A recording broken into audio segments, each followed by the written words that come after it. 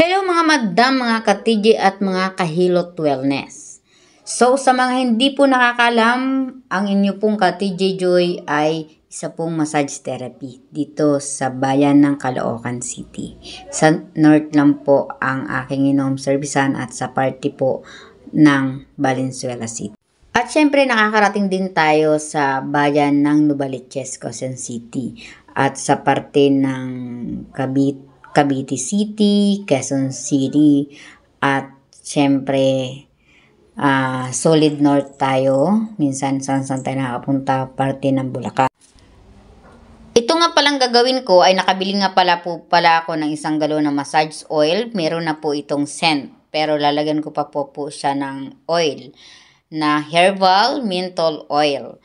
Ito po ay kinasanayan ko na nagmimix ako ng mga ganito sapagkat para may herbal na lahok ang aking oil. O syempre, shoutout sa herbal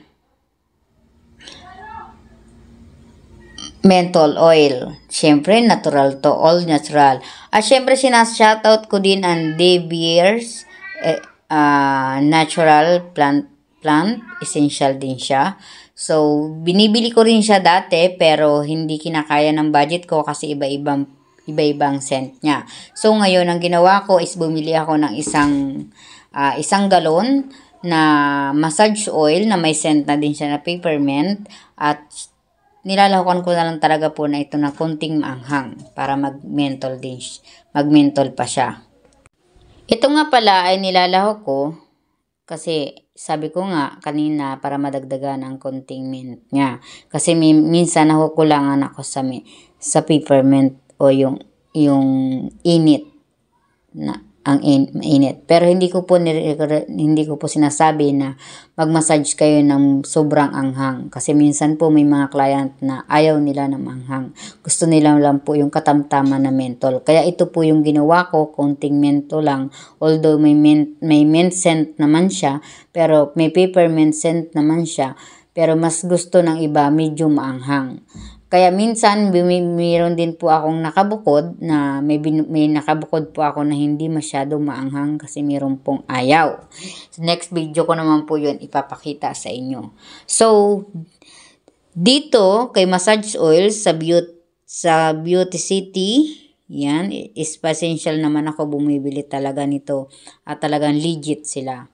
24 hours ko nga po palang ibababad itong ating nilagay sa ating galon. Kasi para ma-mix talaga siya. And after that, ng pag-mix natin, isusunod pala natin, ilalagay natin ito sa ating mga bottle na dating mga bottle ko. Ayan, pinapakita ko nga pala dyan. Yan yung dalawang ginagamit ko. At ito na nga, yung mga bottle na ito ay nililinisan ko na. Ito na yung mga dati na binibili kong halagang 200 pesos, 250 pesos. Ito po ay nakakailang massage naman po ako. Kaso nga lang po, syempre iba-ibang mint ang binibili ko. Minsan may eucalyptus, minsan may bamboo, may lavender, at may rose scents. So, ang ginawa ko na lang po ay isang menthol na lang po o peppermint na lang lagi ang ginagamit ko. So, ang gusto naman kasi ng mga client yung may konting anghang. Meron naman pong wala. Kaya minsan nagbubukod ako ng walang menthol kasi gusto nila yung katamtaman lang. Ayan na nga po, pinunasan ko muna nga po yan ng tissue. At after ko nga po pinunasan ng tissue, ay sasalinan ko na nga po pala ito nung 24 hours kong binabad sa herbal menthol oil yung 1 galon.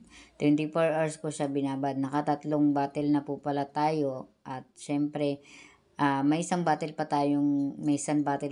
Ngayon yung mga natira ko po pala mga oil dati ay sasalin ko sa maliliit para masalinan ko na rin tong isa.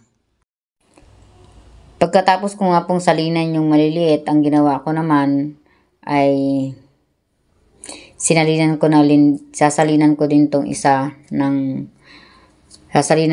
itong isa ng oil na nanggaling po dun sa bago nating minix na massage oil. Dinadala ko nga pala yung maliliit sa pag-home service ko. May mga natira nga pala ako na oil na dati kong ginagamit, kaya sasalin ko naman ito dito sa mga oil na mga maliliit na dinadala ko nga sa pag-home service. Ayan na nga, ang nasalinan ko ay 4 na piraso na ganyang kalalaki na bottle. So, may natira pa sa galon na konti. Link ng Shopee, ilalagay ko kung saan ko ito mga nabili, yung oil. Salamat sa panonood.